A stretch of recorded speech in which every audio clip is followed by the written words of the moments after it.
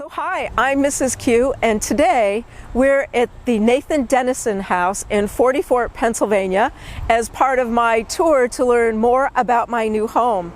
Special thanks today to the Luzerne County Historical Society and Mark Riccetti, who has agreed to take us through the house. So Mark, tell us all about Nathan Denison House. Well, as you can see, we are at the 1790 Nathan Denison House, and that is actually kind of an important distinction, because if you just go online and Google this, because I know Mrs. Q has a bit of a nationwide audience, you may get the 1722 Nathan Denison House, which is in Mystic, Connecticut.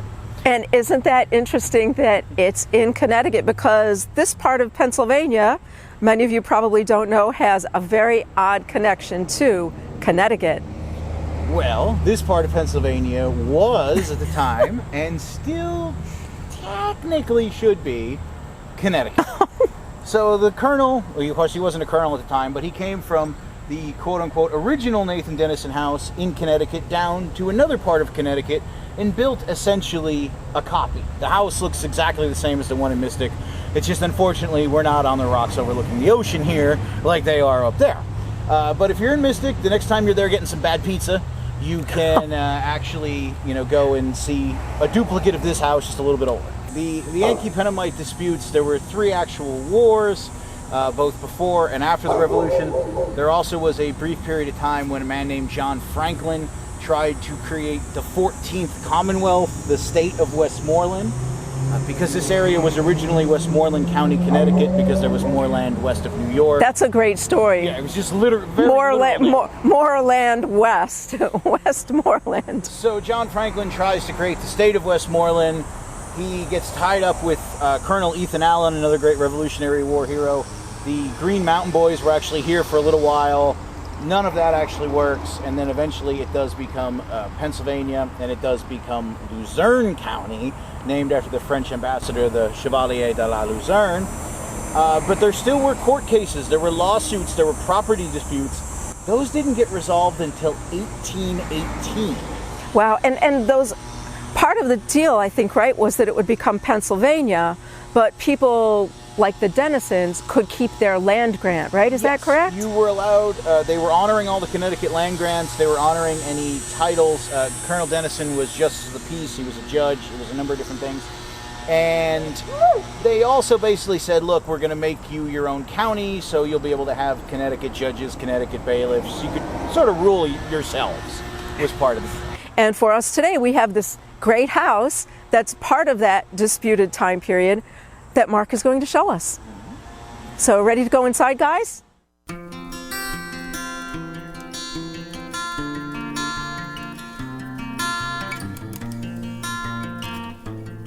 Okay, so now we're inside, and we're in what usually is my personally favorite room of an old house, and that is the kitchen or the hearth, where so much of family life was taking place at the time. And this is really beautifully done in here with all of these artifacts. And does anybody still use the hearth? Do you ever have events where it's used? We do. We haven't had one in a little bit, but we do. This is the one fireplace in the house that's still functional. As you go through, you'll see that every room in the house, but one, and we'll talk about which one, has a fireplace. This is obviously the largest. We do still use it, and as you said, this was the most important room in terms of your daily life. You would have a fire going from before sunup all the way through the day. You would cook on it. You would use it to heat the house. You would use it to heat your water up, to clean clothes, to do whatever you needed to do. So there would be a fire going all the time. You also have on the side there your oven, which... Right. I was going to mention, for people who didn't know what the hole in the side was, that's an oven. Yes, and so you pull that door back, and then it sort of honeycombs out like a brick oven for pizza does today. At the time, they called that a 17-hand oven. And the reason for that is, and this is true, the ladies who would be doing the baking, you'd build your fire for a while, you would go and you'd work on the hearth, or maybe you'd spin, you'd do something else and let the fire burn for several hours. And then you have to check and see how hot it is. And of course, there were some rudimentary thermometers and everything, but this area was very much the frontier. We were the demarcation line for the Proclamation of 1763, so you really couldn't settle much further west in this area. So there wasn't a lot of kitchen equipment floating around. So after you built your fire for a while, you want to see how hot it is, the women would actually stick their arm all the way in. And if you could count to 17 without going, then it was about 350, throw your bread in. That's such a great story. It's really interesting that you mentioned the Proclamation of 1763, because being from New York City on the coast, when we hear about the proclamation, we think that that western frontier was really far away. And here we are, only about, 150 miles, not that far inland. People often forget that the English really had only settled the coastal area at that time, and that this was a long way into the frontier for them. Yes. The line roughly followed the Appalachians. It was a little further in some places, it was a little shallower in some places. Of course, we're here in the Wyoming Valley. We're surrounded on all four sides by the Appalachians.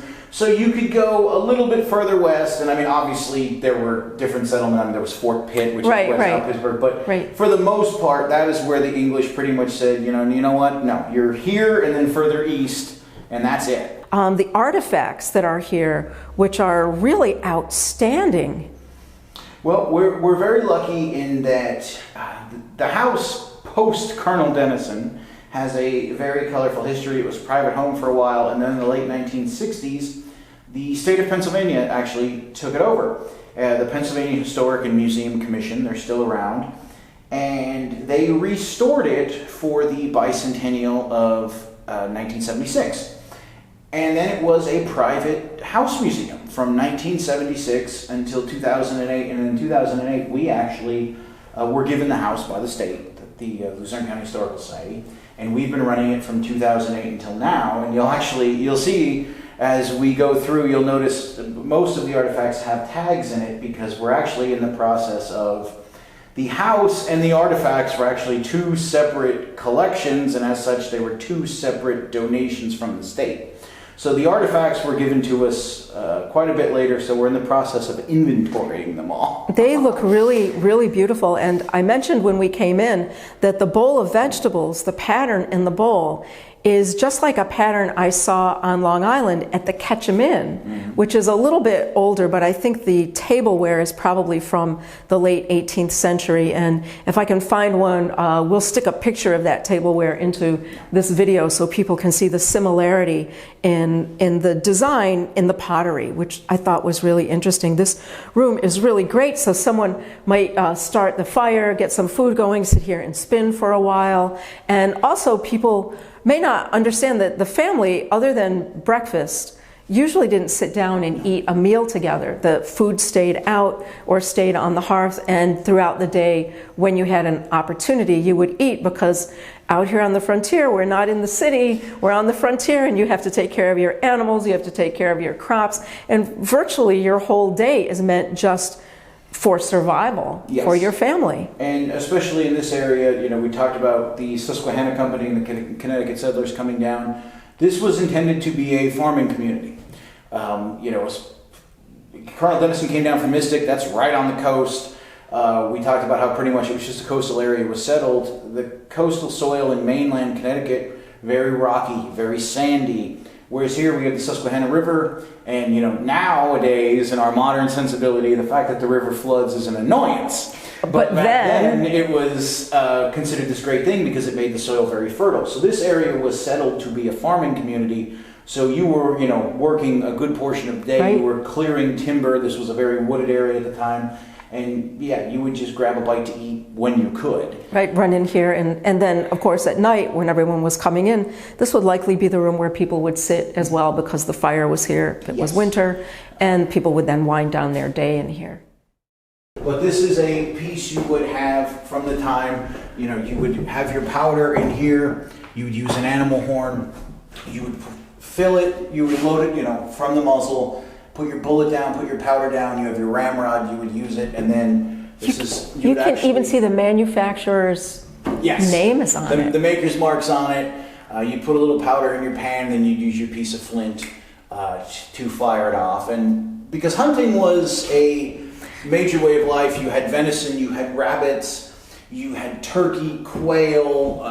Oh, this was must have been a great area for food, right? We actually had a tour not too long ago. Somebody was asking about bears because we've actually currently have a little bit of a bear problem in this area, but bears weren't as much of an issue back then because there wasn't so much human waste back then. Oh, for them to be digging through, right? And that's another thing really to talk about. You notice the dried herbs everywhere around the room. You didn't waste anything then. You used everything you could think of. So all of the plants at the end of the growing season, if they were herbs, they all came out, they hung to dry, and then you had your herbs for the winter. And and this is a pretty good height ceiling for the time also. Yes. I've been into many places where the ceilings are even much lower because it's harder to heat in the winter, and it is cold here in the winter. It does get very cold in the winter. It gets very snowy, although the last couple of winters, knock on wood, we haven't had a whole heck of a lot of precipitation. Well, we thought it was bad. We thought it was bad when we moved here in the winter this year, so I guess we don't know bad yet. No, we're due for a proper winter, as they say. So which is the next room? We should go into Colonel Denison's office. Okay, and let's talk about Colonel Denison. Colonel Nathan Denison was a very interesting individual. As I said, he was originally from Mystic, Connecticut. When he came down here, he and his wife, Elizabeth Sill, actually were the first recorded wedding in this territory. Now, it was across the river, it was in Wilkes-Barre, but it actually was in what was lot number 1 of Wilkes-Barre when they laid the town out. It's now, for those of you that are locals, nowadays, it's where Kirby Hall is on the Wilkes campus, on the corner of South Street and River there. But that was lot number 1 of the city of Wilkes-Barre. They were married there before coming over and settling on this side of the river. He was a judge, he was a justice of the peace. He actually served later on the Supreme Council of Pennsylvania, which was sort of a forerunner to the state government. Ben Franklin at the time was the head of it. He was the supreme leader, and then there was the Supreme Council. It was very. So what time period are we talking about here? That he was a. This was through the 1770s and then into the 1780s, because he was a justice of the peace and a representative for Westmoreland County, and then when it became Pennsylvania, for Luzerne County as well. And then he became a judge. He actually married people in this room. So I say justice of the peace, he must have married people. Yes. And as a judge, what kind of crimes did he preside over? What kind of crime? What sort of crime was here in the frontier in the 1770s, 1780s? You had theft, right? Especially of cattle, of horses, of different crops. Drunken disorder. I was going to say a big one in the city would have been drunken disorderliness. The region had a curfew, so really? Curfew. Vagrancy. Yes, vagrancy. But a lot of it was paperwork. Judges essentially acted as notaries. So you would have to witness different transactions. We actually have in our collection a contract that he signed for an indentured servant. Because as a judge, he had to witness it and go through the legalese in the contract, and it was interesting because it was for a young woman. So there's a whole mess of you can't do this, you can't do that. All the regulations surrounding her servitude, her servitude, and her behavior. Like, she personally had a curfew. There was an explicit banning of fornication. Oh, of course. That wasn't allowed. Do you know how long her contract was for? I believe it was for 5 years. Was she from Connecticut? No, where did it say she was from? I want to say it said she was from somewhere in upstate New York. I'd have to double check the paperwork. But he presided over that. So there was a lot of essentially contract law. And there was a lot of paper at the time because everything was written. And if all that paper is saved and you're a historian, it's a great thing because all of that paper tells the story for you. So in places that actually saved a lot of their records, it's really great to be able to reproduce what day-to-day life was like through those records. And we have some over here in the corner, which records the births of the Denison family. The family births, some of the baptisms. That was one of their books. Now those pages obviously are reproductions so that the public can come and handle them and view them.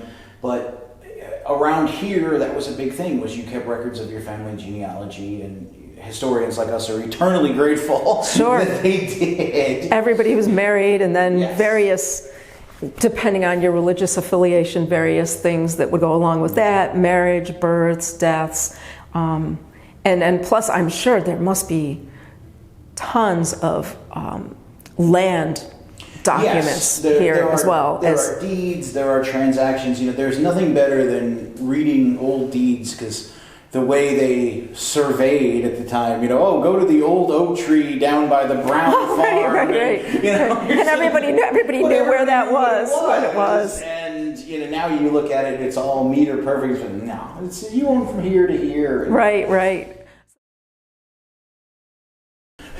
When does the lock on this date to? That's an interesting looking lock.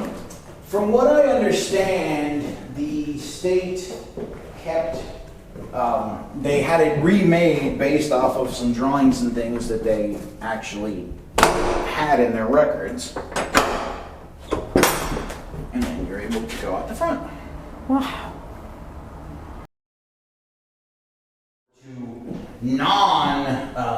Luzerne County history buffs, is he was the second in command at the Battle of Wyoming, which you had mentioned earlier, which was the big Revolutionary War battle here. And after the battle, which was a defeat for the Americans, Colonel Denison ended up being the one who had to surrender. Oh, did he perform the surrender? Was he Yes, he signed over the Wyoming Valley on this table. Now, the legs obviously were replaced at a later date. They're too new, but the tabletop is the same table that the entirety of all of the American fortifications in the valley, Fort Wilkes-Barre, the Fort of the 40, Fort Shawnee in Plymouth, Fort Pittston in Pittston, they were all turned over to British Butler due to the surrender that happened on this table. Then the reason Dennison, even though he was second in command, the reason why he was forced to do it was the English during the Revolution, they didn't treat militia as real soldiers. That's right, as real army. Yes. Right. So Dennison knew as militia he wasn't going to be taken as a POW. So he told American Butler, because of course, Battle of Wyoming, you have British Butler and American Butler, the two commanding officers. They're not related. So I always say British and American to keep it straight. We have that in a bunch of Revolutionary War battles where the combatants have the same family name. Same name. So American Butler fled, and then Colonel Dennison just stalled. And then once he found out that Butler had escaped, he threw open the doors to the fort and he surrendered. So he actually signed the surrender papers on this table here, which is a very cool piece. If you go to the current Luzerne County Courthouse, up in the ceiling in various parts, there are numerous mosaics of sort of the founding fathers of this area. And this is Colonel Denison's mosaic. But the fun part is, the current courthouse was built in 1908, so it's very recent. So we have, all the records and everything. The man who did this mosaic freely admits he just made it up. Because obviously there's no photography back then, there are no portraits of Colonel Denison. There's supposedly silhouettes somewhere, but silhouettes don't tell you anything. Right. So he just freestyled. And so if you go there, it's not really what he looked like. But it's nice that he's up there with everyone. So Mark, when Luzerne County took over ownership of this property from the state, was there anything in here on display that shouldn't have been here? Yes, actually, and it's still here, although it's hidden. I'll have to close this to show you. Because, as I mentioned, the state did the house and the items as two different donations. So there was a few items that they said, well, you can't technically own these, but we'll just leave them here on loan until we decide to put them in another one of our facilities. And that is still here. This is one of those items that is technically on loan. And what is this? Oh no! There's no reason why a 1790s Revolutionary would have a book like this. Colonel and Judge would have this. But here it is, and we have it buried in the drawer with some onion skin paper because, no, that's not going to go out. Mark, an interesting thing about the time period is religion. So today, Americans are really accustomed to living among all kinds of people with different religious affiliations from all over the world. But it wasn't really like that in colonial America. And some colonies actually forbade the practice of some religions. For instance, in New York, they forbade Catholicism. So out here, what religious affiliation was Colonel Denison, and what was the general religion practiced at the time? The two general on this side of the river, you had Methodists and you had Congregationalists. On the other side of the river, you also had some Episcopalians, some Presbyterians, some Baptist, but that those were smaller. Colonel Denison was a Congregationalist. The Swetlands, the neighbor 1 mile down the road, they were Methodists. The interesting thing, though, that is kind of out there for us is, at least originally, even though it was separate congregations, separate religions, separate ministers, they shared buildings. You had what they called meeting houses. So in Wilkes-Barre, you had the Wilkes-Barre Meeting House. You often see it referred to as Old Ship Zion. You had 4 different religious groups there. They would just meet at different times and have their services until eventually they broke off and formed St. Stephen's and First Pres and different things. Here you had the 44th Meeting House, which is still open. Yeah, you should do another video there. You should do another videos there.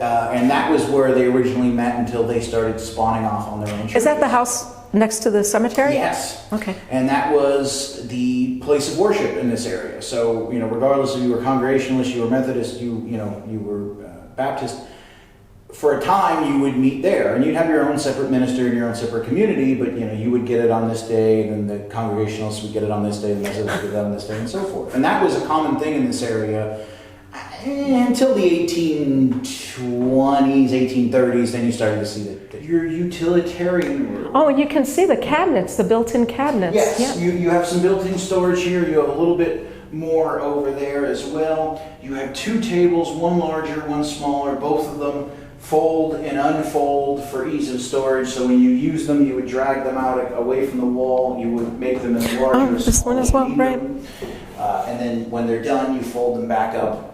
You put them there. You have the chairs up against everything. Of course, that's why it's called the chair rail that goes all along the walls, because you would just slam all the furniture up against it, and hopefully wouldn't nick up your walls too much. But, we were talking before in the kitchen, you really wouldn't sit down and eat. And that's true unless you were entertaining. Now, they didn't entertain all that often, but when you would entertain, especially if you had an overnight guest or something, you would drag out the bigger table and you'd sit and have a little bit of a meal. Right, and if you had guests from a few miles away, they probably were going to stay overnight, because that was a pretty good trip that they were making to come and visit you. To put everything into perspective, and this will be more for the locals than anyone else. We're in 44 now. To go to Kingston Corners and then go across the Market Street Bridge, which was a little bit later, it obviously wasn't there in 1790, but it was in the early part of the 1800s, to go across the covered Market Street Bridge and into town, that was a day trip. I mean, you went and spent the time in town and then you came back. And now it's 15 minutes if you hit bad traffic. So, just to put some of the traveling into perspective. So no, if someone came from really any form of distance, chances are they would spend the night. Or spend a few nights. Yes, right. Yes, depending. Here we actually have, this is the original Dennison House in Mystic. This was sent to us by the group that owns it. It's a public house, much as this one is. So if you're in Mystic, check them out. They were nice enough to send that out to us. And then this is what the house looked like when it was a private residence. So Mark told me before the tour that this was a private residence for a long time, and as you can see, they added quite a bit onto the home. You had large porches. You could see they added a wing. There's another wing in the back that you can't quite see. It has a quadruple the footprint of what we have now. And what you can't see, of course, because this is black and white, is this photo was fire engine red. This is what the house was. It was bright red with dark shutters and dark trim on the porch. So if you ever talk to some older people who live in the area, they talk about the big red house on the hill. That actually was this place, believe it or not. Oh, look at these. Oh, this is so nice. This would have been the ladies' room, the girls' room. The Swetland children lived here for a little while. And so, of course, you have your sets of beds. These were trundle beds, so it was a lot of fun. You could kind of turn the one and slide it underneath the higher one, and this would give you a little bit more room, because now the bedrooms up here, we don't really have decorated, quote-unquote, properly, because in the latter part of the 18th century, again, unless you were traveling and staying overnight, people really wouldn't come upstairs, aside from the family, of course. So they were very cluttered, because you would use storage everywhere. You didn't have closets the way we think of them.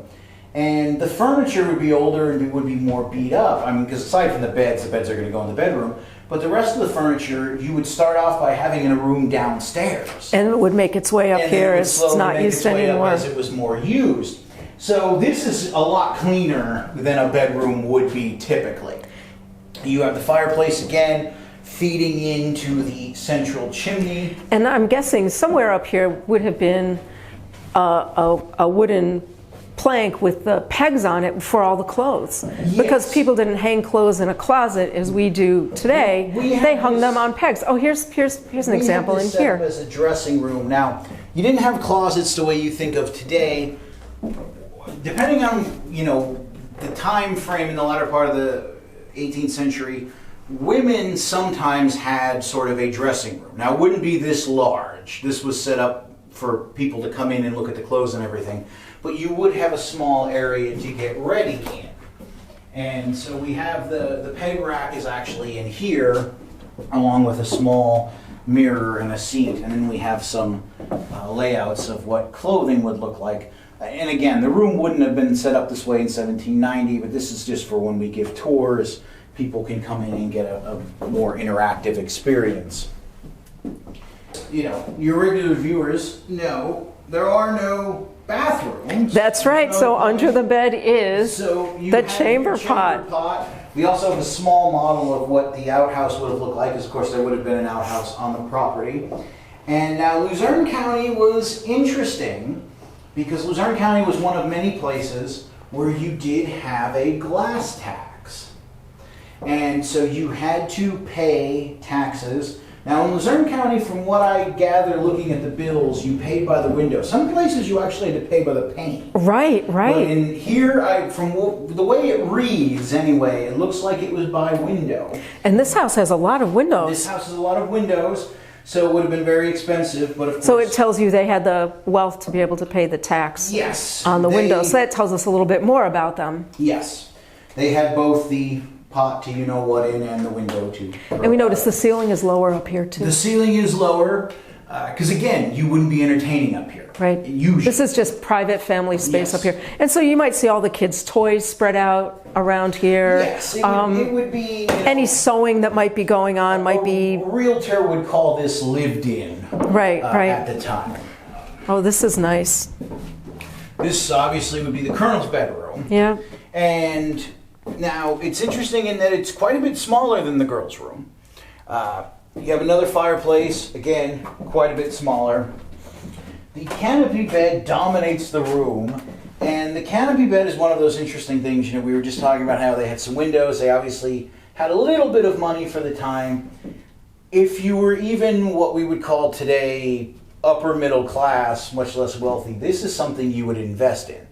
Because the other interesting thing about beds, yes, they're rope, they're straw, they're everything, but it's not like today when you just say, do I want a queen? Do I want a king? They were all custom made. There weren't sizes. You couldn't just go to the bed store and say, I need a bed that's this big.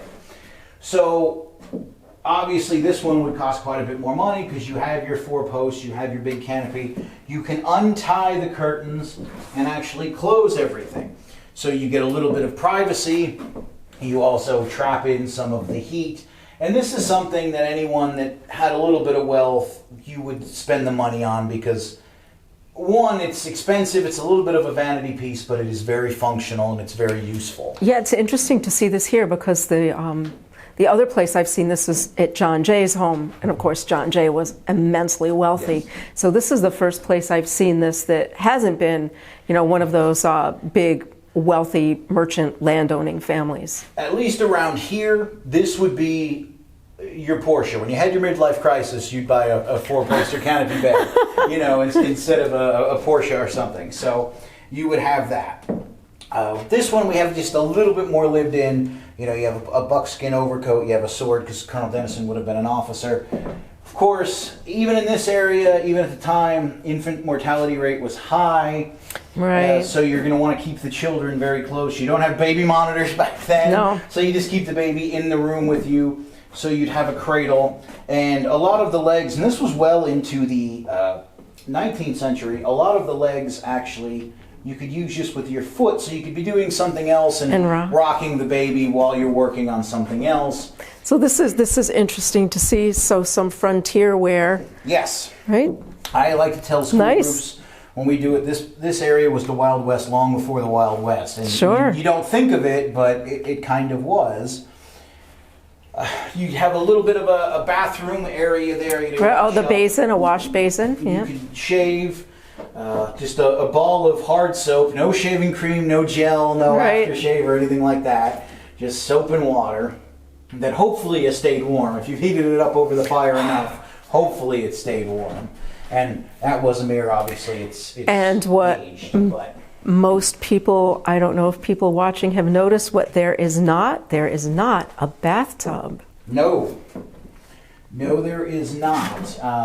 And that brings us to 18th century hygiene. It is the boys' room. Now, what do you notice there isn't in here? I don't know. This is the only room in the house that does not fireplace. have a fireplace. Fireplace, it's behind it, right. And there are two reasons for this. One is practical and one is sort of insight into the sign of the times.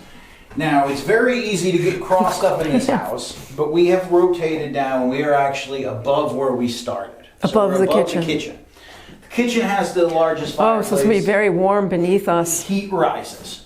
Now, that is the practical reason, and that's the main reason.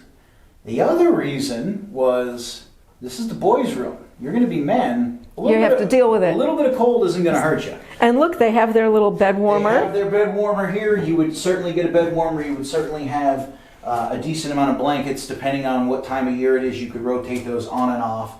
So, there were ways to deal with it, but no, you're not getting your own fire. To be tough, right? When you grow up and get your own house, you'll have your own fireplace. No coddling the little boys then, right? No, not at all. And, so we have some children's outfits. Again, it's set up just for interaction with our guests when they come through. They can get an idea of your typical... This would have been when they're dressed up for some occasion here, right? Much more formal than you would do every other day. Of course, everyone is usually scared of the mannequins themselves. Because when you come around the corner, they poke through the... But you notice, like, today we also have an idea of children's clothes and adults' clothes, but you can see that he's dressed the way a gentleman would be dressed. And there really wasn't any concept of that children just wear smaller versions of adult clothes. Even the girls wore just smaller versions. It was a lot simpler. And this is Charles Dennison. And now, Charles was interesting because he would have been Colonel Denison's grandson. One of Colonel Denison's sons was Lazarus Dennison. Another great 18th century name. We're not going to, sadly, he's fallen out of the wayside. But Lazarus Dennison, like his father, studied law, read law. There was no law school back then. You apprenticed. Right, you apprenticed, passed your exam. And so he read law. And they were probably better lawyers for that, not having gone to law school. Then he got into politics, and Charles is the same thing. He read law. Charles was eventually elected to a couple of terms in the U.S. House of Representatives for this area. This was by now, we're fast forwarding, this was 1863 was his first term, so we're in the middle of the Civil War. Middle of the war. Charles Dennison was pro-slavery. Oh, that wasn't, people think that there was that invisible line through the country, and everybody above that line thought one thing, and everybody below that line thought something else, and that was far from the reality. So if you go back in the congressional record, because it's all in the National Archives, you can look at it. When they voted on the 13th Amendment, which abolished slavery, the 14th Amendment, the 15th, all the post-Civil War amendments, he is on the record, he voted against every single one of them. So him and our New York mayor, who then was a congressman, also voted against it. So they must have been pals in there. And so you literally have, Colonel Denison was obviously alive when he was born. He knew his grandfather. So in that small time, you have someone who fought for freedom, for his own freedom from the British, and then you have someone who goes, hey, but let's not go so crazy with freedom. Right. In that short a time span, how much the coin flipped. I find that to be very interesting. He interacted a lot with Lincoln. If you read some of Lincoln's letters to third parties, Lincoln hated. Oh, him and Fernando Wood. Well, I'll have to look to see if there's a relationship between him and Fernando Wood, since they were allies in that respect. Oh, and look at another staircase. Yes, this takes us up to the attic. Whoa. We can go up in the. There's nothing up there. We can go up there if you want. If you just want to get some shots up there. I have to pop open the hatch. This is great.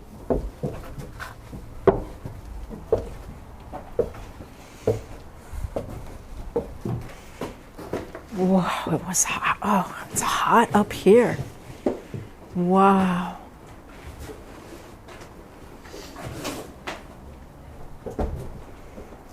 Wow. This is the attic. We don't take tour groups up here, obviously, because it's very warm. It's very low ceiling.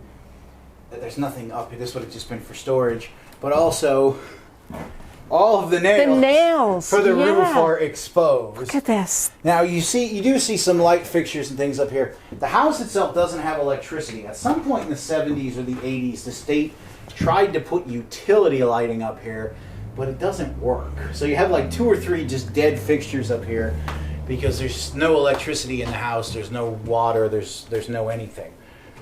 Would they just have used it for storage? Yes, this would have been used for storage, and even then, most of the time it would have just been the live-in servant or send the children up to go get X, Y, or Z. And here's the big chimney. Yes. Wow. This is your central chimney. All the fireplaces feed into here, and as you can see, it's pretty much the center point of the house. The house is fairly symmetrical. And did the servant live up here? No. No? No. From what we gather, because she was a lady, she lived in the girls' room. Oh, it was a woman. Oh, yes. Okay. So she would have dressed with the girls. Because this area was fairly progressive. We were an abolitionist area. Despite Charles Dennison reverting. There's always one. Yeah, there's always one. But overall, this area was a stop on the Underground Railroad. It was progressive. Pennsylvania did a gradual abolition. It actually started in the 1700s. It finished, I believe, 1820 or 1824. It's about when New York's finished as well, right? No, there was, because we do get that question a lot, was the servant paid? She was. And then, there was indentured servitude. We talked about the contract, but that was a legal gray area, and they usually... And it was very common. Yes. Very common. It usually was a better setup. Not always, but usually. It was often a way for very poor children to find a better life. I was just reading about, who was it? Someone who... I've been working on a big project about Benedict Arnold, which will be coming out on video at some point. And Arnold was raised in a very wealthy family, but at one point all of that money was lost by his parents. And his family actually entered him into indentured servitude, which was really traumatic for him, having been a wealthy young man. But his indentured servitude turned out to be positive for him, and at the end of his time, the people he was indentured to actually helped set him up in his own business, which some of the contracts actually stipulated that they had to do that, teach the person a trade and then help them set up their own, get customers in that trade. Not all of them, but some of them said that. Some of them were more of a modern apprenticeship. some of them were, just basically, hey, we paid for your passage over here, and You pay us Now you pay back, us. yeah. And in some households, the indentured servants were treated as badly as slaves. Yes. Many who came from Ireland, who came from Holland, who came from Europe were treated extremely badly. Well, thank you for joining us today for this incredible tour of the Nathan Denison House here in 40 Fort, Pennsylvania. Special thanks, of course, to Mark Riccetti and the Luzerne County Historical Society for opening the home for us to see it today. It's always great to see you, Mark. Thank you so much for your time. well, thank you for coming, and always great to work with you. And if anybody ever wants to come and see the house in person, go on our website, luzernehistory.org, or give us a call, 570-823-6244. We'll get you in, and you'll be able to take a tour for yourself. And if you're in the area, be sure to check out their website for events they have coming up here that you might be interested in seeing as well.